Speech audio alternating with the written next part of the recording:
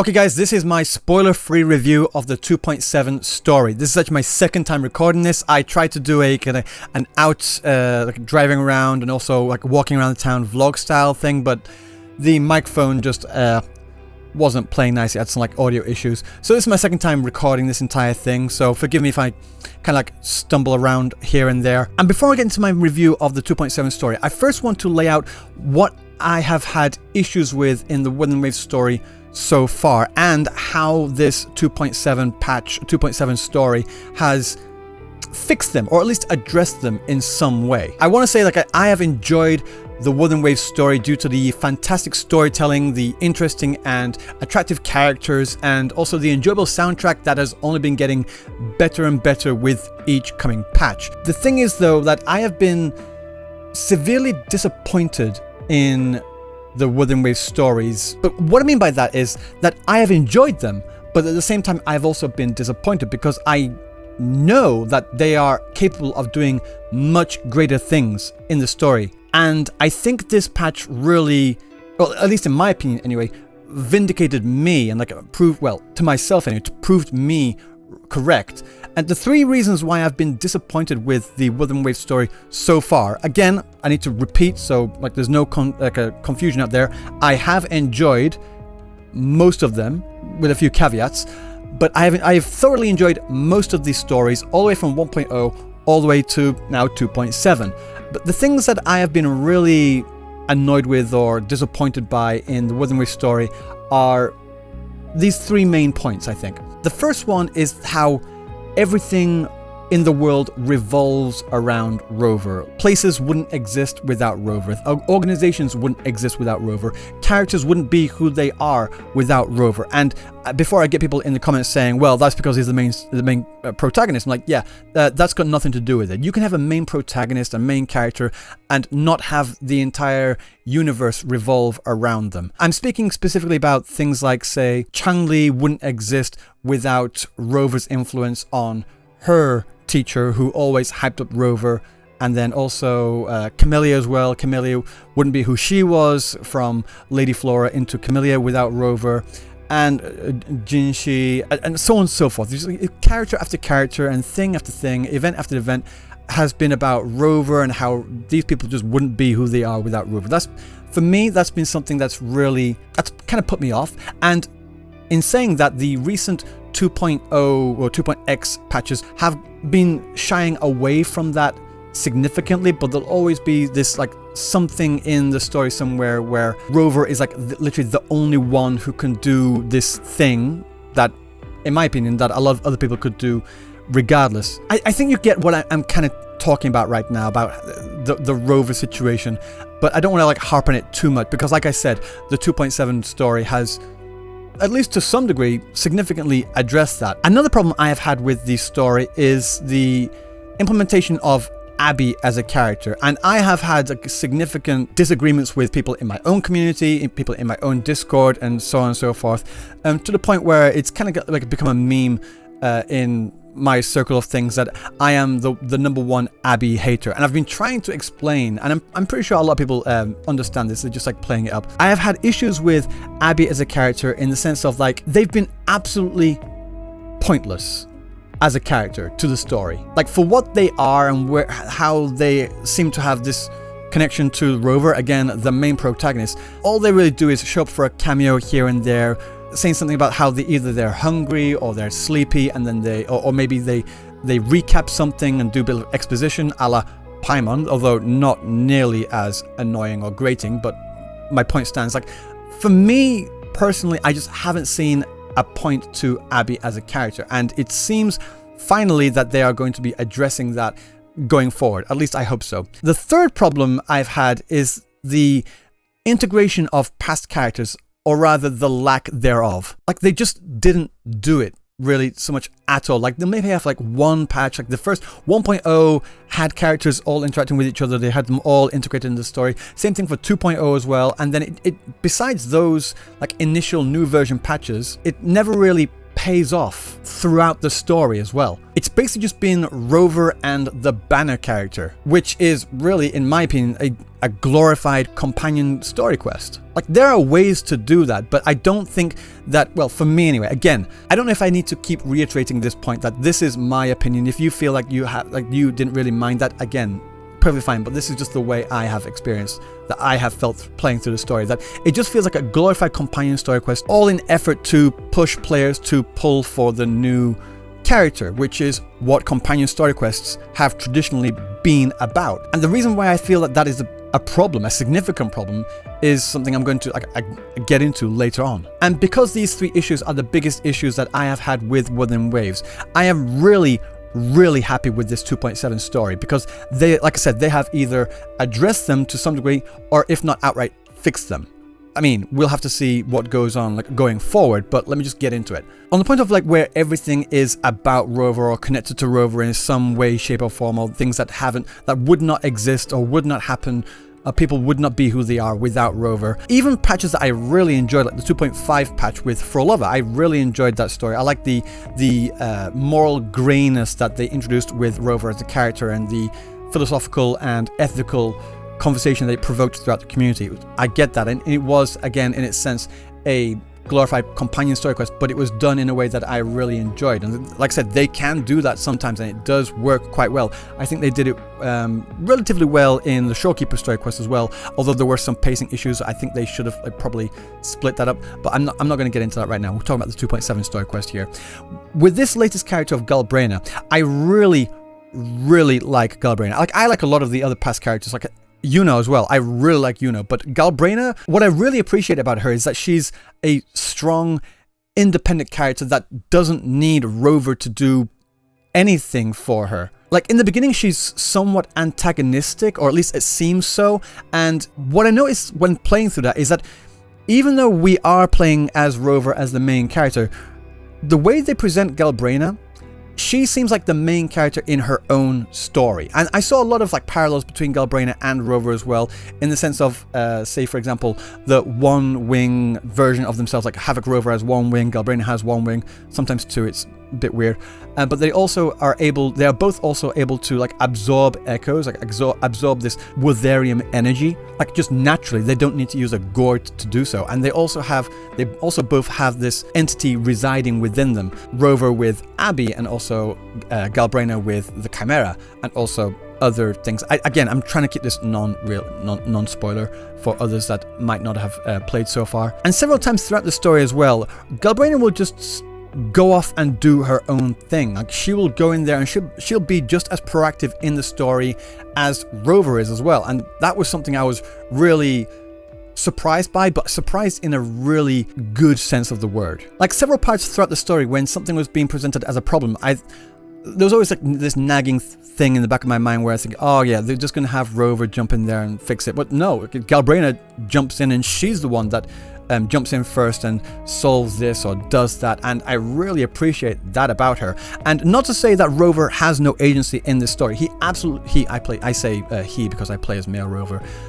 They absolutely do, and they are the main character in their own story as well, and they drive the story forward just as much as Galbraina does. And what I really liked about this is because even though they were kind of antagonistic in the beginning, you understand why as the story progresses. And despite that starting off on the wrong foot, throughout the story you see them work together, and this sense of camaraderie that builds between them. And that's something that I really want more from characters going forward. That's something that I have had issues. That's another issue, I guess, that I've had with the Wuthering Waves story, starting from 1.0, where it feels like everything has always been handed up to Rover on a silver platter. Characters are always friendly and trusting and just give their everything to Rover. And people will say, well, there's a lot, I don't really care what the in-game lore reason is. I think it's just an in-game excuse reason, in my opinion. But in this one here, where they have that antagonistic approach, and then they build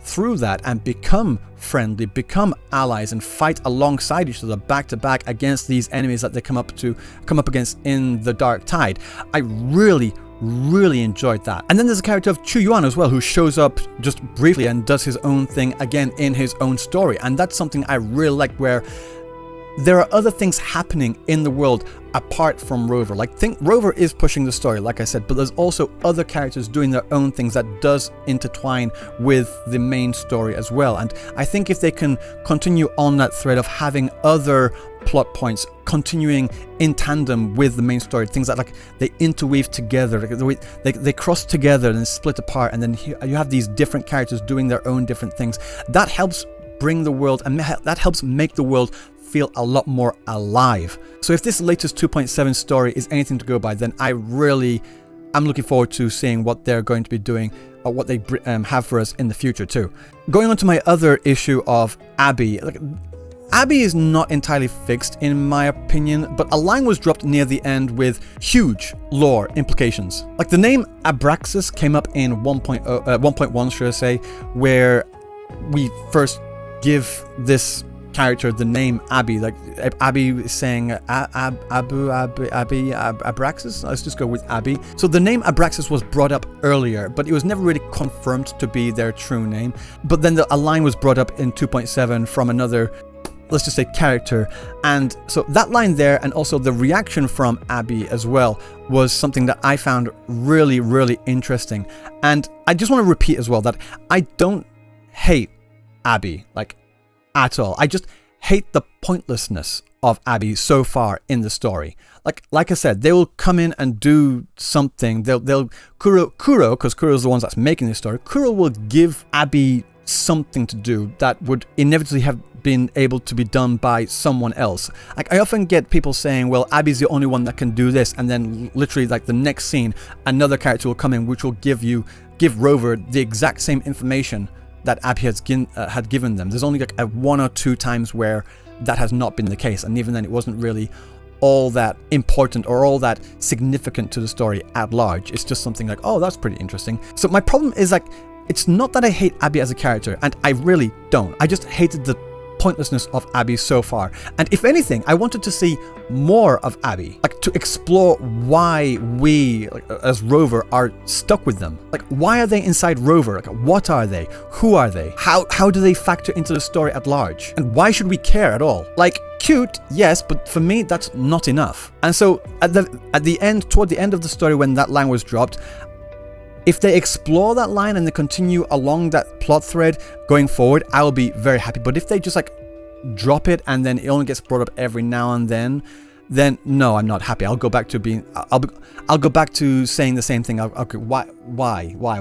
I want them to explore more of Abby. Like, make them become a bigger part of the story than just something that pops in every now and then. And my third problem, like I mentioned, was the integration of past characters, or rather the lack thereof. Like, going through the story, you need to feel a sense of progression. And with each patch, when you meet new companions and you save them or you help them grow, and whatever it is that they have in that particular patch, yeah, that's all well and good. But after their patch ends and you go to the next patch with the new character, and then you rarely, if ever, hear anything about them at all going forward, then it makes the player feel like there's no progression. Like, it's just like you're starting from zero again and again and again. So in the 2.7 story, like, the first people you speak to are Brant and Rocha. And when I saw that, I was like, okay, if they continue on this way and we see more characters, I know this is going to be a good story. And we did. We saw Brant and Rocha, then it was, I can't remember what order it was. We saw Phoebe and Zani and we just saw everyone. We saw absolutely everyone. I was thinking, okay, this is how you do a story. This is how you integrate characters into a story and have them all feel natural. And you can do it without it feeling ham-fisted, which is another excuse I've heard people in the community tell me when I've voiced this complaint before. Like, they can't do that. It wouldn't make sense. So you just want them to ham-fist people in? Like, no, not at all. I want them to bring characters in when it makes sense, and they can definitely make sense because they are the ones in control of the story. For every excuse that Kuro brings up why a character can't be in the story, they can think up 2 other more reasons why the character can be in the story, or why another character can be in the story. It doesn't always just have to be Rover and the Banner character, or maybe another one if they're feeling a bit risky. So in this recent patch of 2.7, seeing all these new characters again with their own roles and their own parts to play in this story felt really, really refreshing. And not only seeing them again interacting with Rover, but also seeing them interact with each other as well. We had a bit of that back in the beginning with Phoebe and Zanny. Like their dynamic was pretty interesting, and we had a bit of that with Augusta and Yuno, then until Yuno was forgotten by literally everyone except Rover. And I'm going to get into that a bit later. Carlotta and Cantarella, we saw Phoebe interacting with Carthea, and then again with Augusta and Yuno when they reunite. It wasn't perfect though, especially with that Augusta-Yuno thing. There were some lines that were brought up in the story that I would have really liked to have seen in the game, on the screen. They happened off screen, like when you meet Augusta again and you're with Yuno. Augusta and Yuno are chatting and they seem friendly, and Rover's like, wait, do you guys remember each other? And Augusta's like, oh no, we met again like a few days ago or whatever it was, and it feels like we've always known each other. I would have really liked to have seen that at some point in the 2.6 second half. Like after going through all of that journey with Yuno, I would have liked to have seen that little afterlude as well, where we introduce Yuno to Augusta, because Augusta is friendly with us and we feel sorry for Yuno. So I thought it would have made sense that Rover would have been the one to like introduce these two friends together again, you know? But it doesn't matter. We got the line there, at least somewhat like friendly again, and I was happy to see them talking with each other again with all these other characters too. But yeah, it was really, really good. It felt refreshing to see all these characters back in the story and like talking to Rover, like catching up with them and then catching up with each other. And it just proved to me that they definitely can do this. They can bring characters in to the story and weave it well, even characters that haven't been introduced like at all, such as Chu Yuan, for example. He just shows up randomly out of nowhere, like in the middle of all of this like, battle with the Lament, like just to like look cool and aura farm. Like they could have just skipped that and cut all of his part out, all of his like interactions with Scar, for example, out of that and put it in the afterlude that we're going to get later on. They didn't need to put it in the 2.7 story, but they did, and they interwove it quite well. And it made sense as well, which again like proves my point that they can make it make sense, you know? And we didn't need to know too much about Chu Yuan at all. Then that's what companion story quests are for. We don't need to delve into the emotional backstory and the history of each character before we can bring them back up into the story. You can just have a character show up with their own motivations and their own reasons, and they can temporarily ally with Rover or whoever. Maybe they can ally with the Fractidus, whatever. Maybe we have that kind of story in the future. You can have characters like that, and then they can just come in and come out again. When you want to explore more into that character, that's when you bring up the companion story quests. But to be clear, I'm not saying they shouldn't do that in the main story quest like, at all. If it's something that is pertinent to the main story quest, like i.e., for example, Augusta, Galbraina, and Angel, and the connection between those three, I mean, again, try not to get into spoilers. Like, there's a connection there that makes sense for the main story quest, but you don't need to dive too deeply into the backstory until you go into the companion story quest. Which is why I'm really looking forward to like how they're going to go about that in the afterlude thing that they teased. I don't know when it's going to be released, but I'm interested to see how they're going to explore more about the Chu Yuan character. If they do something like they did with Augusta in the 2.5 update, then I don't think that's going to be a good idea. Like, it was an interesting attempt at something, and I really appreciate how Kuro just throws everything at the wall to see what sticks. For me, that particular way of telling the story didn't really stick. Like, every now and then, sure, but like it felt, again, this is 2.5 now, it felt like that went on a little bit too long. So I hope they try something else. I hope they try something new for this afterlude with Chu Yuan. Speaking of them trying different things, they also had this like first person mode partway through the story where you control Galbraina, and that was something I was really pleased by and really happy by. I thought it was like an interesting way to traverse through the location to get to where Galbraina wants to go. I'm hoping they do something with that again in the future. They have tried different things in the past and they've never really brought them up again. Like, not really so much anyway. Like the side-scroller type jumping mini-game, if you want to call it that, in Ling Yang's companion story quest. They brought it up like later on, like once or twice, but not really too much. I would really like to see them bring back up these things that they've used, and I'm sure that they know the community has responded positively to all of these different things, so I'm looking forward to that too. So yeah, those are the three main things that I've had issues with so far. In this patch, they have not been issues at all. They were either completely fixed throughout this story or at least somewhat addressed. The only thing that I'm going to say is like, I really hope that it's not just this patch and that it's a hint of what we can expect in the future patches as well. If they just go back to how they've been doing in the past, like, I will enjoy it. Sure, but I know that they can do better. Like, they've proven that they can do better. If I was going to give an example, it'd be like saying, I ordered a burger, and the burger I got was fulfilling, but it wasn't the burger that I know that they are capable of making. It's like going to a gourmet burger place, and you know that they can serve really fantastic burgers, but you get something that's equivalent to like a Big Mac. Like, a Big Mac's fine. I'm going to eat it. It's delicious. But it's not that burger that I know that they can serve, that I know that they can cook up. So as long as they keep giving me that kind of thing on this level, I'll be really happy. And before people say, well, it's the climax, of course it's gonna be good. I disagree with that mindset. Yeah, a climax does have to tie up certain things, but I'm talking about the way the story is being told, with the connection of all these different characters and exploring certain things and all of that. I think these problems I've had shouldn't just be relegated to being fixed in finales. They can do better, they have done better, they've proved they can be at this level. I just really hope that they continue to have something just as good going forward. So that's what I mean by I've enjoyed the story, like patch to patch, that I have enjoyed them, but there's also been that sense of disappointment as well. Does that make sense? Because we know that we're going to get fantastic storytelling, that the way they present the story itself is always really top notch. Like the different camera angles, the camera movement, the way the characters move and emote and express themselves and all of that. They already have that baseline of what they can deliver. So as long as they keep that and they improve on the things that I feel anyway that they are lacking in, then I'll be really happy. Because they also have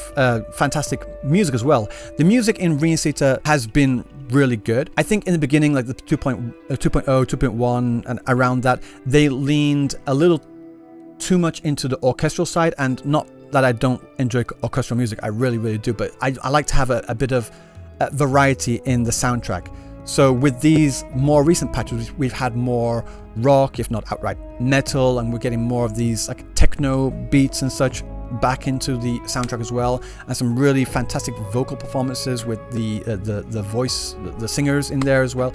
I'm really happy with that. So visuals fantastic, the character design's fantastic, the characterization is really good, the music is good, and my usual problems that I've had in previous patches weren't really an issue in this patch either, which is why, even though there were certain issues of like say graphical problems or like optimization issues, I never really factored those into my opinions on like giving these types of review stories, unless it gets to the point where the crashes and the bugs literally ruin how I enjoy a story. I don't really factor that in.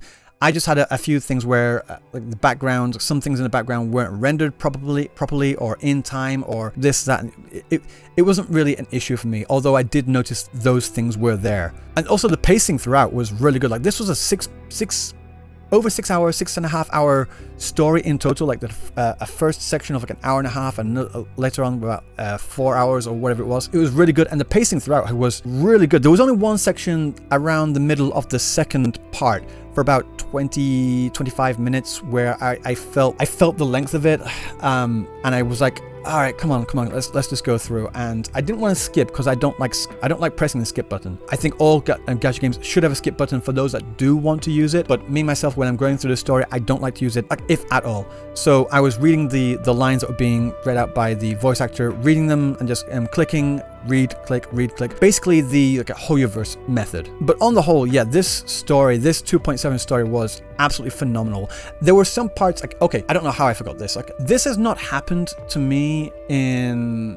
years. I actually cannot remember the last time I've done this, especially in a live service game. I think I've never ever cried in playing through the story in a live service game until this 2.7 story. There was one moment near towards the end where okay, I'm going to talk a little spoiler-ish here, so if you want to skip the spoiler, I'm going to like put a timestamp up in the corner. So this is your warning right now. So 3, 2, 1. Okay. So there's a point near towards the end where Fenrico shows up, at least in spirit, to lend his strength to Rover to hold up the lantern against the dark tide. And I don't know what it is about Fenrico, but I really loved the character of Fenrico. I thought Fenrico was severely underutilized in the 2.5 story. Like, he was there, but not there nearly enough as I thought he should have been. So to have him brought back again, integrating past characters into the story again, even ones that are theoretically dead.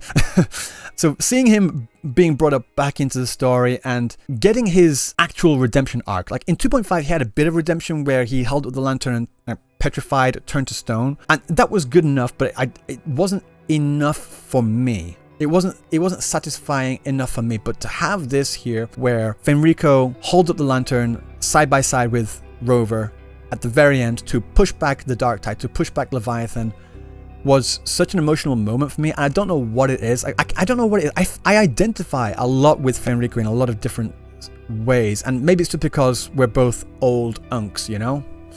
But I really feel like Fenrico was a victim throughout the story so far. Like, Fenrico was, like I said, he was a victim, and he always had the best interests of the Rinisitan people, or at least the Raguna people, at heart. He always wanted what was best for the people. Just unfortunately, with the way the Thenardian works, like the whispers and like taking over and like turning, he was chosen by the Thenardian to become the Harbinger, and he got his mind warped into doing things, saying things that he would never have actually done, i.e. in the lead up to and in the 2.5 story. So having Fenrico be a victim and doing things that he wouldn't otherwise have done, at the very end there, to see him come back and take back power and take back revenge against the thing that victimized him, I really enjoyed. When I saw him show up, when I heard the voice, I was like, wait, no, it's not Fenrico. When I saw him show up side by side with Rover, I jumped out of my seat, clapping like a seal, and then I teared up, like straight up. I really enjoyed that scene. That was such a phenomenal scene. And like I said, I don't think I've cried in a live service game like Gacha or otherwise, ever, really. And beside that, even when playing through regular standalone games, I can't remember the last time I cried during a story. It might have been, I don't know, Final Fantasy X, perhaps? The ending of Final Fantasy X. I got close playing through Expedition 33. Very close, but not quite there. And even though arguably Expedition 33 has a better story, I just didn't. Maybe it's just because I connect more with Fenrico. That might be it, but it doesn't really matter. It was a phenomenal moment. It moved me to literal tears, and I'm all the more happier for it. That's why when it comes to like a score for this, to say that this is the game that's moved me to tears for the first time in years, it's not perfect, because nothing ever is. Like, there were some pacing issues, yeah, but it was damn close. I want to give this like a 9.5 out of 10, like, especially for a live service game, like a gacha game. The story for 2.7 was a 9.5 out of 10, maybe even 9.7. So close, but not quite there. Like, there were certain things I felt that they could have explored more on, like, also to do with like the motivations of the antagonist, the Fractidus, as well. And I wanted to see more here, more there.